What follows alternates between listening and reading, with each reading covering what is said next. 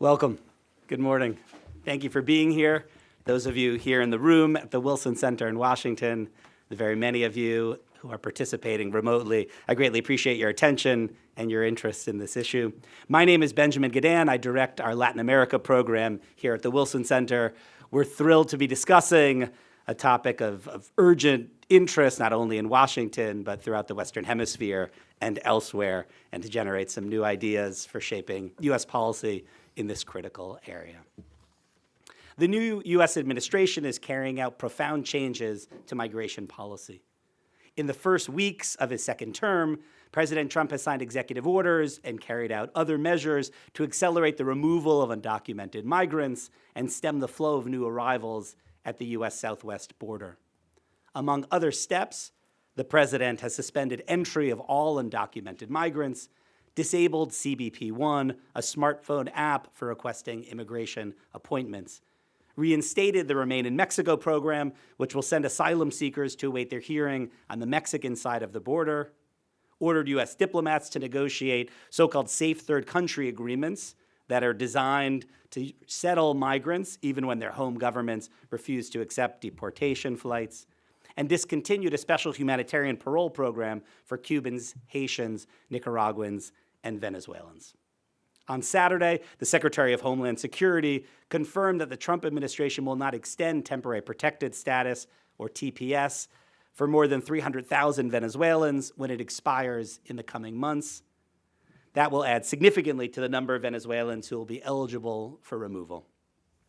The important foreign policy consequences of this new policy, and that's the subject of today's dialogue at the Wilson Center, are already beginning to come into focus.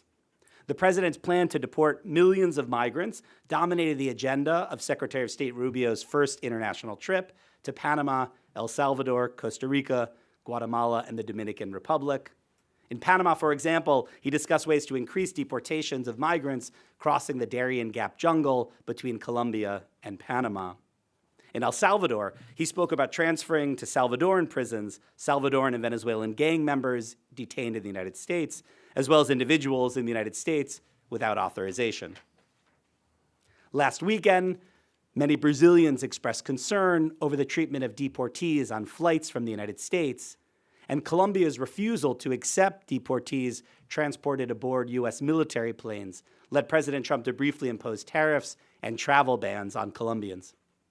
In the meantime, his special envoy, Richard Grenell, traveled to Venezuela Friday to meet its authoritarian president, Nicolás Maduro. In the first Trump administration, the United States had sought to topple the Venezuelan regime. This time around, it is negotiating for permission to return Venezuelan deportees to that troubled country. The intense focus on migration is not entirely new. The last U.S. administration also sought greater regional help in deterring migration. Through the Los Angeles Declaration for Migration and Protection, it urged greater regional investment in manpower and resources to detect, detain, and deport migrants headed north. In recent years, the United States complemented those efforts with programs to support communities in the region hosting large numbers of migrants and refugees, expanded lawful pathways for travel to the United States and to other countries in the region, and attempted to address the drivers of migration, such as underdevelopment and violent crime.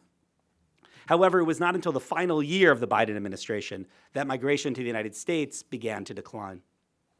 Since January 20th, the focus on migration has arguably been more narrow and more intense. For that reason, the foreign policy trade-offs could be more significant, as migration threatens to crowd out other traditional U.S. priorities, from the fight against corruption to the defense of democracy, supply chain management, and competition with China. In the meantime, a dramatic increase in expulsions could reshape U.S. relationships with countries that rely on remittances and have few jobs to offer their returning citizens. An enforcement-heavy approach will take place in a context of paused foreign aid and abolished legal pathways. Already, Honduras has threatened to expel the United States from an air base in response to the new U.S. migration policies. Will the new U.S. migration strategy effectively discourage irregular migration? Will Latin American governments, perhaps under the threat of economic punishment, as in the cases of Mexico and Colombia, cooperate with mass deportations from the United States? What are the long-term implications and consequences for U.S. relationships in the Western Hemisphere? and for coordination on migration in a region already struggling to integrate millions of Venezuelan refugees. To discuss these and other urgent questions regarding the foreign policy implications of U.S. migration policy, I'm delighted today to be joined by experts who have held senior roles addressing these issues in the past 2 administrations. They include Chad Wolf, who served as acting Secretary of Homeland Security in the first Trump administration, Blas Núñez Neto, a former Assistant Secretary for Border and Immigration Policy at the Department of Homeland Security in the Biden administration, and a former White House migration advisor, and Marcela Escobari, a former Assistant Administrator for Latin America and the Caribbean at USAID in the Biden administration, and also a former White House migration advisor. I will now turn the conversation over to our moderator, Emily Mandrala, who has held a range of senior roles at the State Department and White House, most recently serving as a Deputy Assistant to the President and Senior Advisor on Migration. Thank you again for being with us today. Thank you, Benjamin. I am looking forward to a good discussion today on the foreign policy implications of U.S. migration policy. Migration and humanitarian protection are some of the most pressing foreign policy issues around the world, and certainly in the Western Hemisphere. And the timing for our conversation is very good, as Benjamin said. Secretary Rubio is in Latin America and the Caribbean this week. He's been in Panama, El Salvador, and Costa Rica, and plans to hold meetings in Guatemala and Dominican Republic before he returns. Among other objectives, the State Department spokesperson said he plans to promote cooperation to stop irregular migration throughout the region. Benjamin shared reports from the trip. One example he highlighted, in Panama, Secretary Rubio talked about increasing deportations from Panama. Blas, I want to start with you. In your experience at DHS and also at the White House, you spent a good amount of time engaging foreign leaders throughout the region. And specifically Panama, and specifically, too, on the issue of deportations from Panama. Can you explain this issue and why Secretary Rubio would focus on Panamanian deportations as a first priority? Sure. I think, first and foremost, when it comes to managing migration throughout the region, our approach was always to try to get other countries to do more to enforce their borders. And that obviously includes repatriating individuals they encounter. I think in all of our conversations with foreign partners, we generally talked about the need to do repatriations, both to accept their citizens back, which is a fundamental obligation under international law, and also to do more enforcement themselves, including repatriations. And I think we've seen over the last, certainly, I would say, 6 to 8 years, countries throughout the region like Mexico and Panama and others like Guatemala and even El Salvador do some form of repatriating, which is key. In terms of Panama, I think Panama has been a critical partner in the region, in no small part because of the phenomenon of the Darién jungle, which historically used to be considered a brake on migration, but which unfortunately, as human smuggling organizations have become more sophisticated, has become one of the world's most dangerous highways with hundreds of thousands of people crossing the jungle. We worked hard over the last 4 years to enable Panama to be able to start doing repatriations for the first time. I think in the U.S. history, we provided funding to a third country, Panama in this case, to begin a repatriation program. That program has already started to have effects. We've seen entries into the Darién decline significantly over the last year. And I think that is a model that can be expanded upon and taken to other countries as well. Obviously, those repatriations will need to and should adhere to international law. But I think, what we're seeing right now in the region, I think, is interesting. I think having Secretary Rubio go to the region on his first trip sends a message, I think, to the region about the importance this new administration is placing on the Western Hemisphere. I think what I've seen in my years working internationally is, particularly in Latin America, relationships matter, and going in person matters. And so, you are seeing, I think, some initial results for this administration. I think Venezuela agreeing to take back its nationals Again, obviously we had operated some repatriation flights that were eventually pulled down, will be a very important achievement for this administration if Venezuela actually follows through, where there have not been the most reliable of partners. I think you're seeing El Salvador reportedly offer to take back criminals from third countries, including potentially American citizens. I don't know if that's, I have questions about the legality of that, but just the fact that El Salvador is willing to put an offer like that on the table shows that they are willing to work with this new administration, and that will be important, I think. I think the last thing I would say is, at least to start, is, we have seen an incredible proliferation in human smuggling networks and transnational criminals being directly involved in the movement of people. I think we have seen those networks reach into the Eastern Hemisphere as well and route people to our hemisphere, taking advantage of lax visa policies and lack of transit visas in key countries.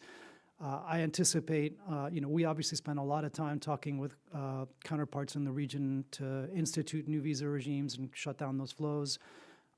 We've seen the smugglers become just very sophisticated and find ways around, most of the measures that have been put in place. And I anticipate that will continue to be something this new administration will be confronting in the weeks to come. Thanks, Blas. Chad, I will move to you next. You had a front row seat in the first Trump administration to regional engagement and the importance of regional engagement. In fact, you engaged some of the same countries that Secretary Rubio is engaging this week and in fact, some of the same leaders. What role can the region play in helping the United States achieve U.S. goals? And why did Secretary Rubio choose Latin America and the Caribbean as his first international trip as Secretary of State? And this is a three-part question, sorry. Okay. And what can he hope to have accomplished on the issue of migration when he returns from his 5-country tour? Okay, a lot to cover there. I agree. I think it sends actually a strong signal that Secretary Rubio is visiting the Western Hemisphere first, right? In a variety of different stops, which were outlined. I think that's not by happenstance. It's not because they decided to go there first just on a whim. I think it was a calculated decision to show the importance of the Western Hemisphere to both the security and the prosperity of the United States. And so I would start there. Two, I would say when it comes to, regional migration, illegal migration into the U.S., I think you see in this administration a whole of government approach, right? You see Secretary Rubio in country, forward deployed, so to speak. You have Secretary Noem, Secretary Hegseth along the border. You probably have an Attorney General who was just confirmed in the last 24 hours, probably will make a visit of some kind as well. And so I think they are rallying around the president's priorities, which he has made very clear on stopping the illegal migration into the U.S., making it a more secure border, more secure for Americans first and foremost. So how regional governments play, right, how our partners in Mexico and Central America and South America play is absolutely important. You've got to have their cooperation. You've got to have their action to really get to the heart of what's going on here. And so the question becomes, how do you do that? And the question becomes, as those countries look at the United States, is the United States serious about enforcing its laws? And I would say over the course of the last 4 years, we were not. And so you have partners that look at the U.S. and say, look, if you're not going to do, if you're not going to actually stop people from coming into the country, then you continue to ask us to do more and more. I think that's problematic. And I think that's why we haven't seen, while we've seen some success, right? We've seen repatriation flights from Panama and others. There have been some success, not on the scale and the stage I think that we need. And certainly I don't speak for the Trump administration. I want to be clear about that. But I think I understand where they're going, and I would say that they want to see a lot more progress and a lot quicker. I use the word velocity to describe what's been going on these last 2 weeks, and I think it's not just the first 2 weeks, it's not the first 100 days. This is the same velocity we will likely see for the first year or two, because they want to see real progress made on all issues, but particularly this issue very, very specifically. That's why you see, the mention of tariffs That's why you get reaction from Mexico and Canada to do more. You know, I've dealt very closely with the Mexican officials implementing MPP or Remain in Mexico and others. They didn't want to do that program. They don't want to do a lot for a variety of different political reasons and others. You've got to push them to do more. You know, do they have the capability to deploy troops to their border? Absolutely. Do they want to do that? Does that come instinctively to them? No, it does not. But you've got to push them to get there. So, in my years in Trump, what I'll say 1.0, the first term, a lot of what we used foreign assistance or we used, you know, the interactions with particularly Mexico and our Central American partners, it was very transactional. It was, you know, we're happy to continue to provide some of the assistance that you are, you know, accustomed to, but what is the benefit for the American people, and how does it expand the president's foreign policy goals? And if we could come to an agreement, then we had a path forward. And if you recall, during Trump 1.0, there was a freeze on foreign assistance to some of those Central American countries because we were not seeing the progress. We were asking them to do more. We would hear talk of them wanting to do more, but we actually never saw any progress. And it wasn't until we froze or paused some of that foreign aid to places like Guatemala and Honduras did we actually see action and activity. And you see that being replicated now just in the first couple of weeks, that you know, to get the activity that this administration wants, that President Trump wants, they're going to have to go at a pace that I think the federal government is not used to operating at. And to do that, you're going to have to do some unconventional things, which we know, obviously, President Trump is very accustomed to doing. So, Do you expect to see, excuse me, that same transactional approach in Trump 2.0? And especially with respect to foreign aid, I think there's been a dramatic change in the foreign aid landscape over the last week, and we still don't know what our U.S. aid landscape will look like. Do you expect to see a similar play with Latin America this time around? yeah, I mean, from my perspective, and obviously Secretary Rubio's talked about making sure that you continue to have humanitarian aid continue, and I think that's probably the right move. I think as it relates to certainly repatriation flights and a number of border security measures that we want our friends in the region to do, I do think it'll be very transactional, because I think gone are the times, at least for these 4 years, that we're going to continue to provide that foreign assistance with no strings attached. And there's the pause that we see now.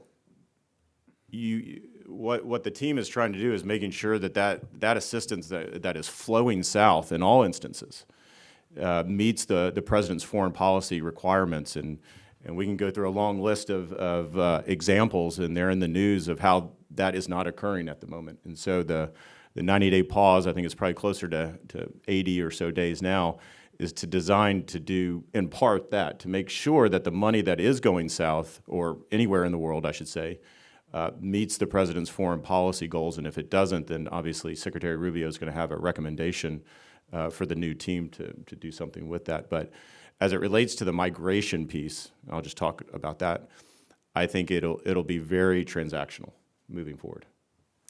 Let's take a step back and put the current regional migration picture in context. We know that in recent years, there have been more people on the move around the world than at any time since World War II. And yet our southern border, after record high encounter levels in 2023, numbers plummeted over the course of 2024. Marcela, can you help us understand these trends? Sure. Is this on? Yep. Yeah, great. To understand the border, we often have to look beyond the border. We definitely have seen spikes in migration. We saw spikes, unprecedented spikes in 2014. We saw spikes again in 2019. And we surpassed 2 million encounters at our southwest border in 2023 for the first time. Even though recent studies show that probably around a third, 28% of that high number in 2023 were likely repeat encounters, the same people coming again because we were, didn't have a consequence delivery system, so people were coming back. But why that spike that actually started during the first Trump administration? And I would mention three big factors. The largest one is literally we had the largest displacement in the Western Hemisphere's history in a compressed time. Almost 8 million people coming out of one country, Venezuela, right, in response to the repression and mismanagement of the dictatorship there. That was unprecedented. It's 25% of a country in a compressed time frame. Most of that went to Latin America. 80+% was a shock to the system in the region. And second, we had the double whammy of COVID. So COVID-19 hit the region the hardest in the world. It contracted economically by over 7%. The world's average contraction for COVID was 3.5%. So we had this massive contraction, and then the U.S., we had the fastest recovery, right? So not only did we have this pent-up labor demand, given that there was limited labor mobility during the COVID years, but there was a demand for new jobs as we recovered in retail, in construction.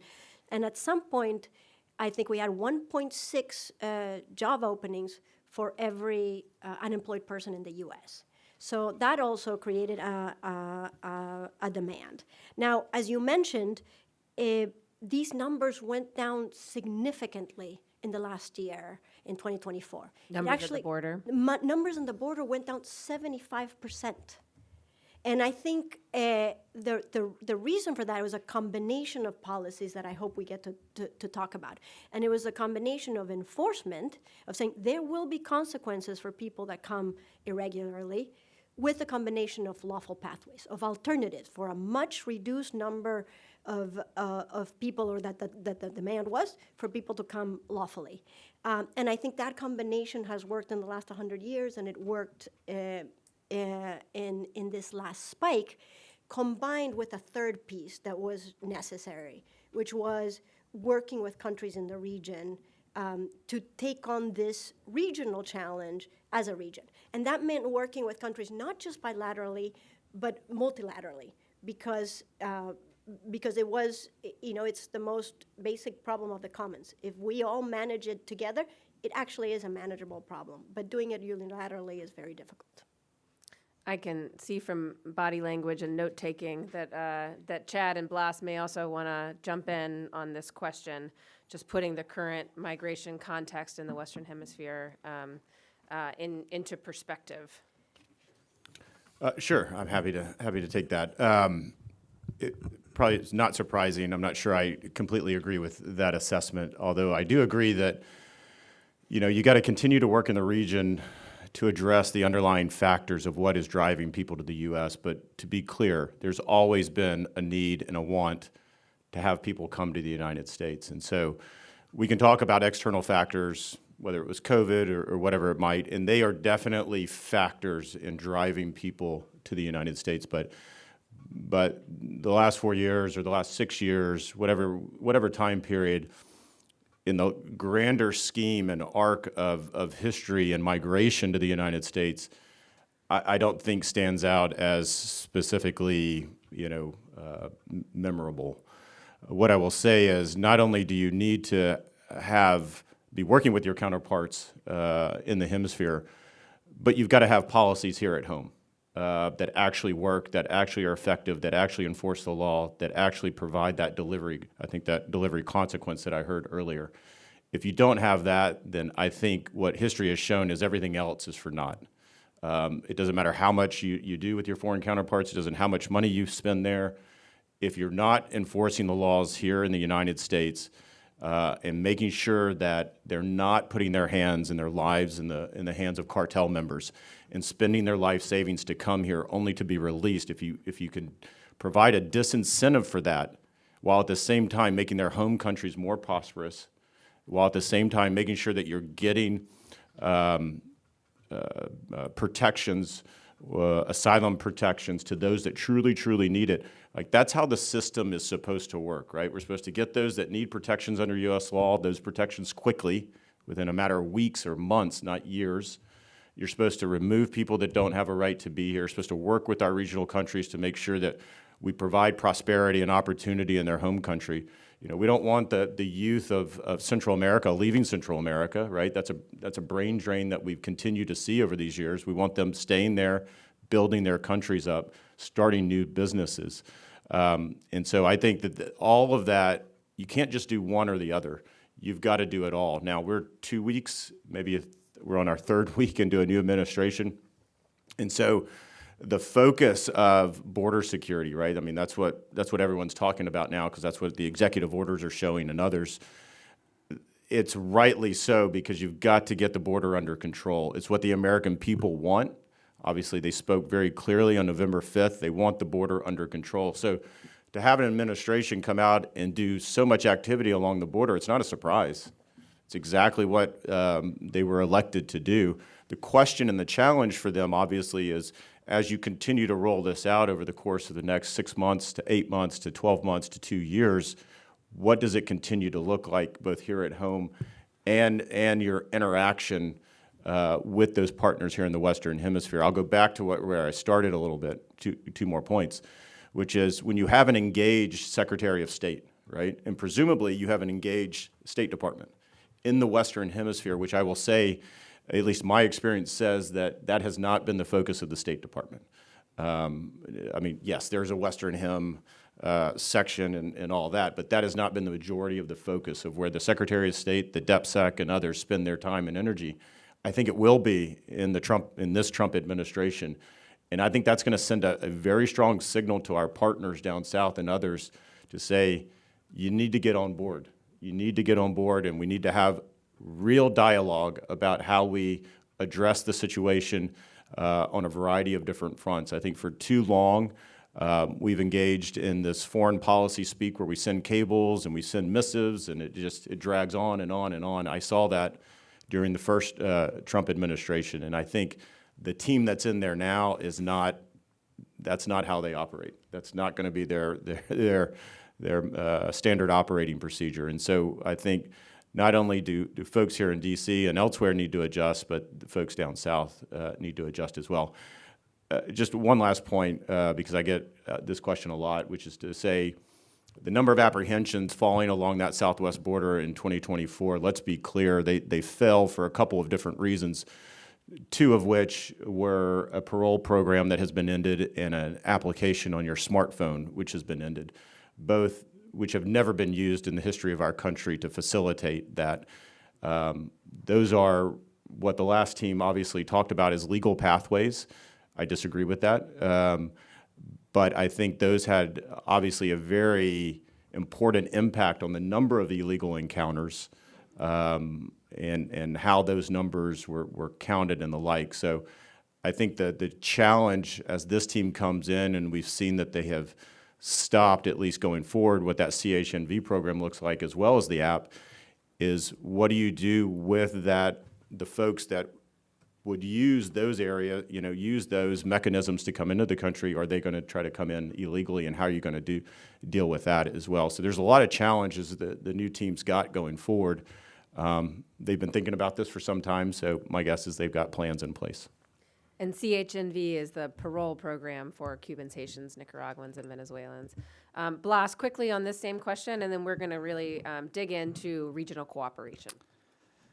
Sure, I'll say a couple things. I think one is, I agree with Chad on many of the things he said concerning, the need to adjudicate asylum claims quickly, to remove people that have final orders of removal that do not qualify for protection in the United States, again, quickly. I think what we have seen over the last few decades is that our immigration laws, our statutes are just not up to the challenge of the flows that we are seeing at our border and really throughout the world. It is why we've seen recurring surges in migration now going back, 3 or 4 administrations under presidents of both political parties. You've seen administrations try to address these infirmities in our statutes through executive actions. Obviously, we did that. The Trump administration is doing that. But that's invited a slew of litigation from both sides of the political spectrum, both ends. And many of the executive orders that the first Trump administration did, that we did, and the ones that are being done now, will end up being litigated and likely enjoined. And so that makes it very difficult to be able to achieve the goals that any administration has for securing our border. I think what we've seen historically is, migrants kind of take a pause when new policies and executive orders are announced to see how things are being implemented, how things are playing out. But then inevitably, I think they realize that our underlying statutes have not changed, and that inevitably leads to people starting to come again. And so I used to say this a lot when I was a member of the Biden administration. I will continue to say it on the outside. I think until we have a true bipartisan effort in Congress to update our immigration laws, we will continue to see these surges in migration throughout the region and to our border. And I really do hope that it's, I think there's a new administration, a new opportunity perhaps for that bipartisan conversation to happen. Go ahead. One quick point to make that both Chad and Blas alluded to is the expansion of lawful pathways. I do think it's important because it was a really big learning from this administration in trying to manage the flows. And at least we should look at the effect that it had in the long term. And I looked at this. We looked, this migration is as old as history. We've had it. We've had spikes. This is not the first time that we have pressures in our border. And every time, we start with enforcement. And it is incredibly important and needed, but it's not sufficient. It has been this combination of the lawful pathway that then creates the control at the border that then allows our asylum system to work better than it does, which is broken. It worked in the 1950s where we had 1 million Mexican workers coming. We increased enforcement on both sides of the border, and we increased lawful pathways at a very small amount compared to demand, and that brought irregular migration to close to zero. We saw it in the 1994 with the Coast Guard and with Cuban nationals. It dropped 98% once we increased enforcement and we created an alternative. So this is what this administration did. It brought the numbers under control, and now, for the first time in history, and this is a very important number, I think Chad is right, we increased legal migration. But today, we are close in total migration, legal and irregular, to similar numbers to the last, to December 2020, but the percentage of people coming legally is much greater. And when we have those tools, then we can manage them. When we can decide, no, we want less of this and more of that. It is when it's chaos at the border that none of us wanted. But the lawful migration channels were key to bring it under control and to then bring the numbers of both, irregular and regular, to record low numbers, which is what we had at the end of 2024. So you're saying people are on the move, economies around the world have needs, and to the extent that we can set up systems that can match demand with supply, need with need on both sides, then we will be in a better situation. I guess I would just say, when we talk about legal pathways, I do believe, and I agree with Blas, that Congress needs to get involved here. The legal pathways need to be created by Congress. They don't need to be created necessarily by executive authority, and in some cases, going to the extreme there. And I'll give you an example, right? Remain in Mexico, or MPP. It's nothing that the Trump administration, as much as I like to give us credit, it's nothing that we thought of out of the clear blue sky, right? It's in the INA. It's a specific provision in the INA that The talks... Immigration and Nationality Act. Right, thank you. That talks about the ability to put a Remain in Mexico, it wasn't called that, of course, but an MPP-like program in place. It had just never been exercised before.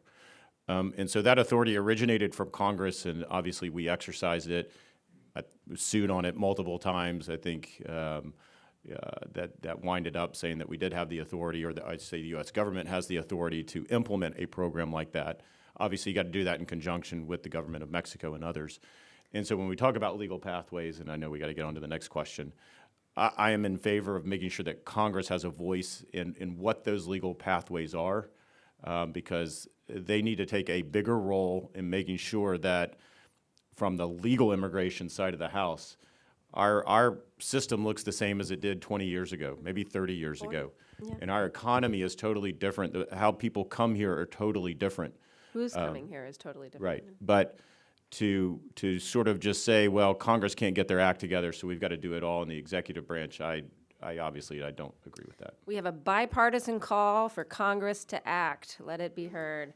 Okay, let's go to regional cooperation. Marcella, I want to pass this one to you.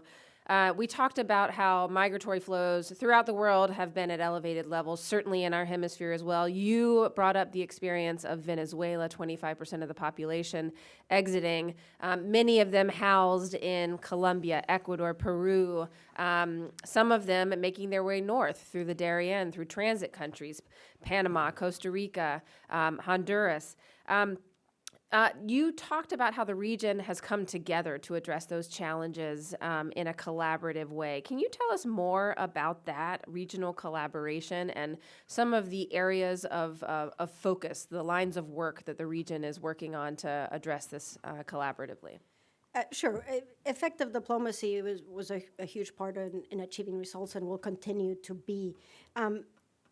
As I mentioned before, over 80% of the displacement has hit Latin America and the Caribbean.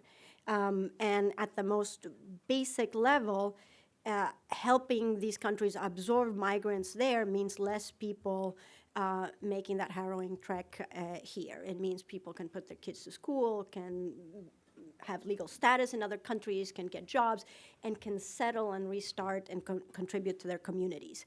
Part of the effort of the Biden-Harris administration was to bring 21 countries together on this holistic approach on trying to have us all row in the same direction. And what does that actually mean? It means working together on enforcement at all levels, like the example of Panama, and we were working with other countries to expand repatriations, and providing expansion of lawful pathways and stabilization and integration within Latin America. And this is actually something that started with the Trump administration and in bringing a lot of humanitarian aid to the region to stabilize those migrants so they could actually take advantage of policies like the 10-year temporary protective status that Colombia made available to over 2.5 million Venezuelans that were crossing their borders. And it was extremely effective. And I think what the aspect that we expanded on is the multilateral aspect, in that, at the beginning it was Colombia with this bold example, countries like Brazil that were trying to manage. By the time that we left, 11 countries had some sort of regularization and integration policy. 4.5 million migrants, mostly Venezuelan migrants, had been regularized, legalized, and integrated within Latin America. And the use of foreign aid was crucial as a foreign policy tool in helping these countries in the absorption of those migrants and in the policies that made that absorption and integration possible. And a lot of that started with the Trump administration in helping Colombia and again in the stabilization piece. But it was also, we saw that had a concrete effect in our border. And these numbers were changed throughout the last 4 years, but we would look at surveys in the Darién, and people that had regular status, legal status in other countries, were much less likely to move to the Darién. At the beginning, it was like 5% of the people we would encounter had legal status elsewhere. So we know that spending $600 integrating a migrant in Colombia was also much cheaper than having to deport that person. And of course, a much more humane alternative. But on the enforcement side, in the last 3 years, also countries worked together on issuing more than 300 changes in visa policies so that countries wouldn't become conduits or to really reduce travel that was intended solely for irregular migration. And one perfect example was working with Ecuador when they issued a visa on PRC nationals that were coming into Ecuador and then moving through the Darién to our border. There was a decrease of PRC nationals by 90% a month after, right? And Chinese nationals. Chinese nationals. So, and of course, this is a game of whack-a-mole. But when you work with the whole region and they see you don't want to be the conduit of this irregular migration, and we share data and we work together, and they tell each other how they're doing, we were able to get accelerated progress. Because, and this is the last point I'll make, I mean, we worked on data sharing agreements to really make sure that dangerous people wouldn't come to any of our borders. We worked to sanction ferries and charters. I mean, it really was on these three facets of lawful pathways and enforcement. But what the multilateral approach did is that at the end of the day, this topic is complicated not just for us politically. It's complicated for each of these countries.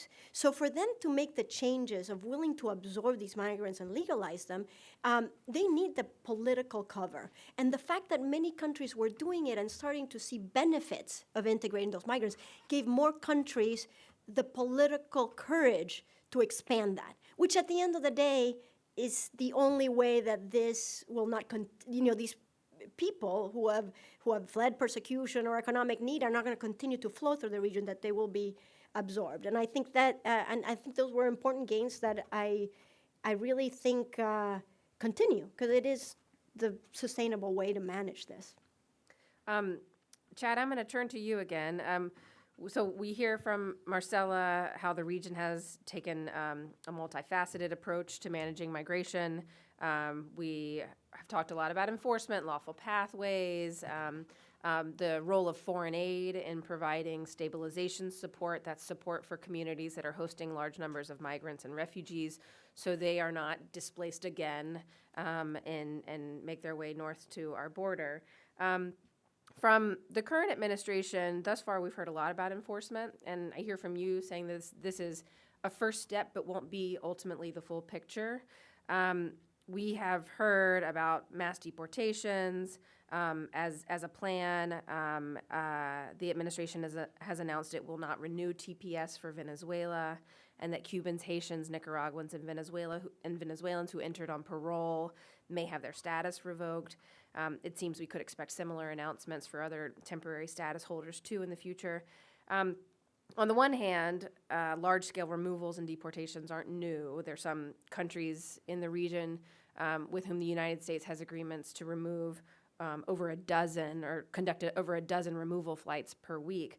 On the other hand, though, these flights have typically carried recent border crossers and not individuals who have lived in the United States for decades, working legally and sending remittances home. You talked about the importance of, of countries' economic prosperity in the region. And I wonder how you think the current administration is contemplating the possible economic strains on countries in the region, possibly receiving back large numbers of their nationals and reintegrating them into societies that they've not lived in for decades, and while dealing at the same time with the loss of remittances, which is, in some countries in the region, accounts for over a quarter of the country's GDP. And this is happening in the context, too, of a halt in foreign assistance that may not be sustained, but I think it's fair to expect that we would see a diminishing of foreign assistance. And so a very kind of general open-ended question to you is how are we going to see this administration balance an enforcement-heavy approach with some of the other elements that I think we can all agree countries in the region need to sustain prosperity? Yeah, I'll just go back to my earlier comment. I think we're on week 3. So the enforcement posture, it's not new, it's not unexpected, it shouldn't be unexpected. This is what the president and his team talked about for more than a year leading up to the election. And I would say it's a reaction to the last 4 years. I think Marcelo talked about, a high in whether it was 22 or 23 of over 2 million or more folks coming across that border, both the southern border and obviously a little uptick in the northern border, but not anywhere in the numbers of the southern border. And I think that demands a response.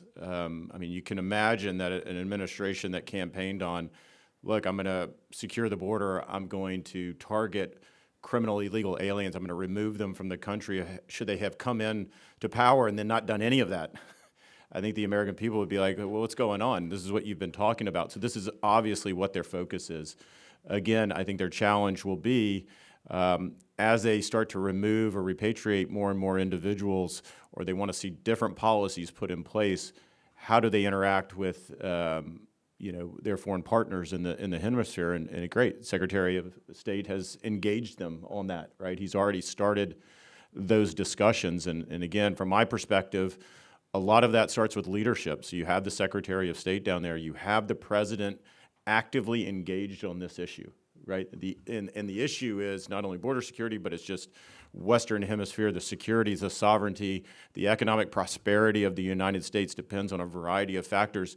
And you see the President actually working on this day in and day out. And I think that can't be underestimated. That goes so far when foreign leaders and others are looking at the United States saying, oh, no, they're for real about this. They're not just talking about this, or they're not handling it at the ministerial level.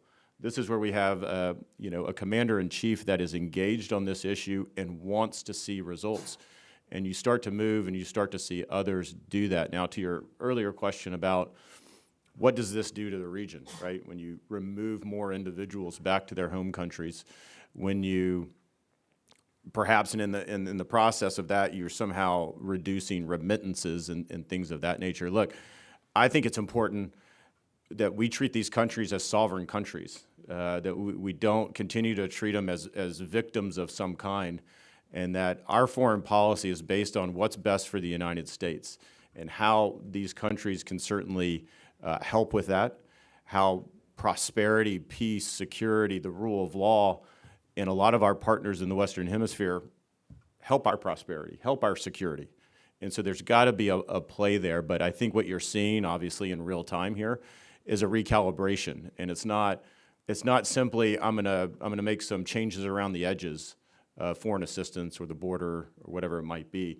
It's a fundamental realignment of putting Americans first, and then sort of flowing from there. So I think what you see over these last 2 weeks, now going into the third week, what you'll see in the next several months is a continued kind of upsetting the apple cart on how we think about regional security, regional prosperity, American security, and the like. And it's not just with our partners to the south of us, obviously.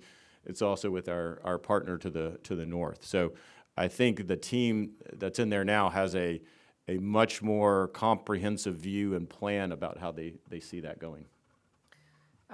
Blas, same question to you.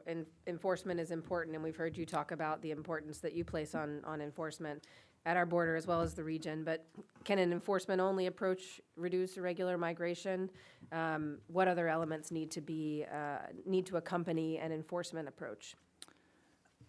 Yeah, I mean, I think we're going to find out, is the short answer. I do think that from my standpoint, and I said it before, our immigration system is just simply not designed. It was, created 3-4 decades ago, not designed to handle the realities we see today all over the world and in our hemisphere.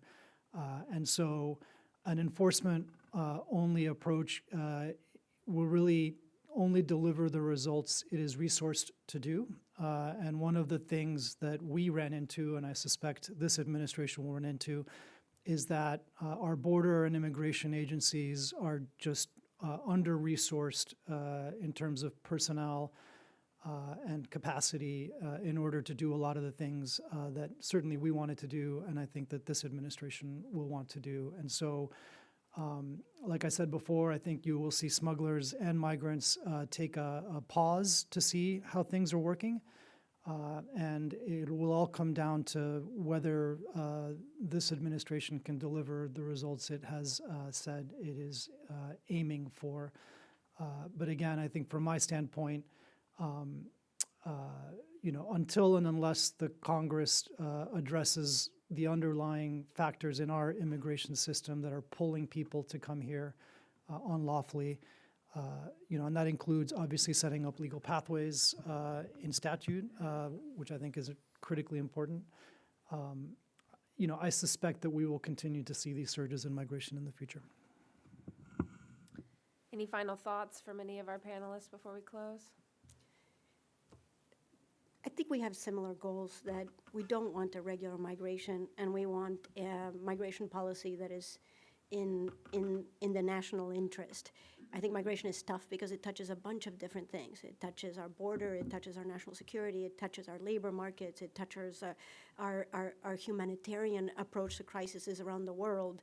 And I think it does require all those forces coming with solutions that are sustainable. At the end of the day, what we have seen through history is that people's aspirations and people's creativity means that they will find a way if we don't provide alternatives. So as part of this equation, as we're trying to disintermediate these smugglers that are getting, more powerful and will become more powerful and creative in a world where there's no legal options, we want them out of the picture. They are corrosive to our institutions, they're corrosive to the region's institutions. So just a sustainable solution involves these creative tools of absolutely enforcement, lawful alternatives, and the conditions in the country so that they can absorb. And I think it should be part of how we think about this challenge in this administration. So there's no doubt it's a multifaceted approach. I agree with some of that. I think what you see here, though, is I think you need to be hitting on all cylinders on all fronts at all times, right? You can't focus just on one and not any of the others. And so when we talk about cartels or we talk about the smugglers, the transnational criminal organizations and everything else, we've admired that problem. We haven't really touched on that today. We've admired that problem for years. We've admired ungoverned territory in northern Mexico, just miles away from the U.S. border, and we've known about it for years. It's time to do something about it, and I'm hopeful, as executive order puts in place a process to designate some of the cartels, some of the others as FTOs, and what that brings, the enhanced authority, the enhanced measures. But that's should be just the first step. That shouldn't be the last step in dealing with these criminal organizations, because they facilitate the human trafficking, they facilitate the illegal narcotics smuggling, they facilitate all of this. Some would say that we have a unwilling partner in Mexico that doesn't or won't engage fully. So we'll have to, the team, that's going to be a challenge for the team of pushing President Sheinbaum and others to go further than they are perhaps comfortable with. But you've got to look at the enforcement. You've got to look at the players on the field south of the border. You've got to look at the regional support and what we can do to help our allies like President Bukele in El Salvador. Obviously, he agreed to quite a good agreement over the last several days with Secretary Rubio. My guess is that's a transactional agreement of some kind, and we'll see what occurs there. But I think it's very important as we move forward that we're not just focusing on one thing, but we're looking at all the different moves on the chessboard that you have to make for this to be successful, and you're hitting the ground running at 100% on all fronts. Any final thoughts from you, Blas? No, I think, again, there are structural factors that have resulted in what we've seen at our border over the last few decades. I think, we continue to see different administrations try to use their executive authorities to deal with them. That has implications for us in the United States. It has implications for the region. I think that we will see in the coming weeks and months how this all plays out. I agree with Chad, though, that the focus by our new Secretary of State on the Western Hemisphere is important.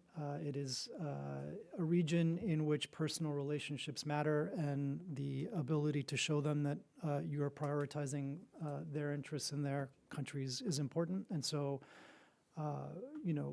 this administration, as Chad noted, is very transactional in its foreign policy. I think we will see in the coming weeks and months whether that is a sustainable kind of long-term approach to managing the region.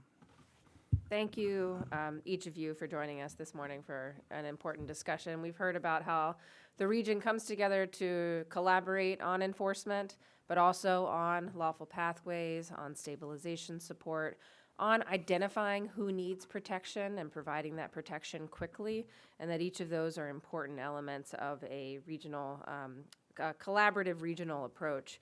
And as I said at the top, migration and protection are some of the most pressing foreign policy issues of our time around the world, and certainly in our hemisphere too. We have heard today about the foreign policy implications of the current U.S. administration's approach, and it is unfolding by the hour with Secretary Rubio in the region. And as Chad tells us, we should expect more to come in the weeks and months to come that will expand beyond an enforcement-only approach. We will look forward to following that and continuing the conversation. Thank you again, everybody, for joining us today.